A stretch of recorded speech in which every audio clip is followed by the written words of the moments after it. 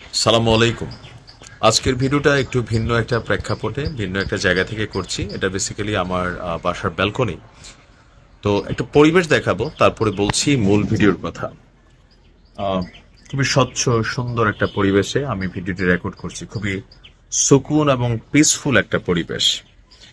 But আমি যখন এই ভিডিওটি রেকর্ড করছি, আমাদের আকাশে যেমন এখন সূর্যের অন্তিম লাল আভা কাজ করছে, বাট ইরানে এই মুহূর্তে খুবই খারাপ পরিস্থিতি।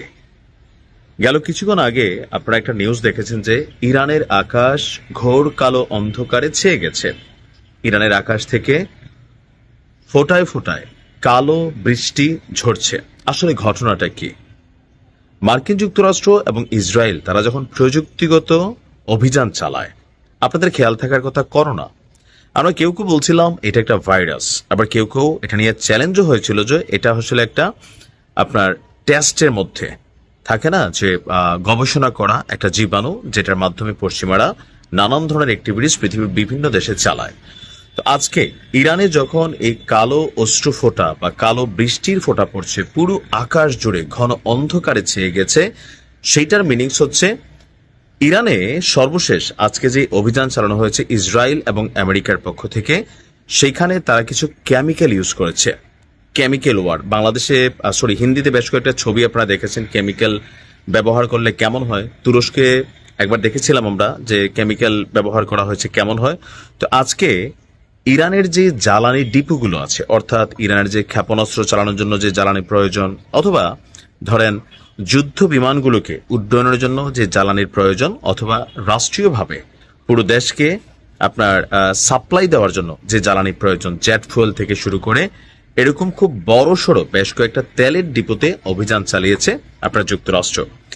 আর এখানে অভিযান চালাতে যে ক্ষেপণাস্ত্র বা ড্রোন ব্যবহার করা হয়েছে, এগুলা বিশেষ কেমিক্যাল দ্বারা আবহিত ছিল। অর্থাৎ যখনই তেলের মধ্যে এই ঘটনাটার বিস্ফোরণ ঘটবে, এটা শুধুমাত্র জমিনে যে কোনো ঘটনা ঘটাবে তা না, এটা আপনার বাষ্প আকারে মেঘের মতন আকাশকে অন্ধকারাচ্ছন্ন করে ফেলে। যার কারণে যেই তেলের ডিপোগুলোতে অভিযান চালানো হয়েছে, সেখানে যখন এই ক্ষেপণাস্ত্রগুলো হিট করেছে, তখন এগুলো বাষ্প আকারে আকাশে জমে গেছে। আবার সেখান থেকে ঘনীভূত হয়ে, আমরা জানি বৃষ্টি কিভাবে হয়, মেঘ যখন একটা জায়গায় অতিরিক্ত ঘনীভূত হয় তখন সেখান থেকে বৃষ্টি ঝরে। তো এখানেও যে অশ্রুর বৃষ্টি কেউ বলছেন, বা কালো বৃষ্টি, বা কি বলা যে অদ্ভুত বৃষ্টি, এটা মূল কারণ হচ্ছে ওই কেমিক্যাল ব্যবহার করার কারণে এগুলো আকাশে ওঠে, অন্ধকারাচ্ছন্ন করছে যে এলাকায় অভিযান চলছে। এরপরে সেগুলো ফোটায় ফোটায় আবার মানুষের উপরে পড়ছে বা বিভিন্ন জায়গায়, যেটা শরীরের জন্য, বসবাসের জন্য খুবই ক্ষতিকর। তো পরিস্থিতি আসলে এমন একটা অবস্থানে চলে গেছে যে মার্কিন যুক্তরাষ্ট্র এবং ইসরায়েল তারা এমন কোনো হেন প্রচেষ্টা নাই যেটা তারা বাদ দিচ্ছে। তারা সব ধরনের সিস্টেম ইকুইপমেন্ট ব্যবহার করছে যেন এই অভিযানের পরও ইরান সহসাই ঠিক হইতে না পারে। তারা চাচ্ছে যে লম্বা একটা সময় ইরান যেন সাফার করে। আল্লাহ ইরানকে হেফাজত করুক। আসসালামু আলাইকুম।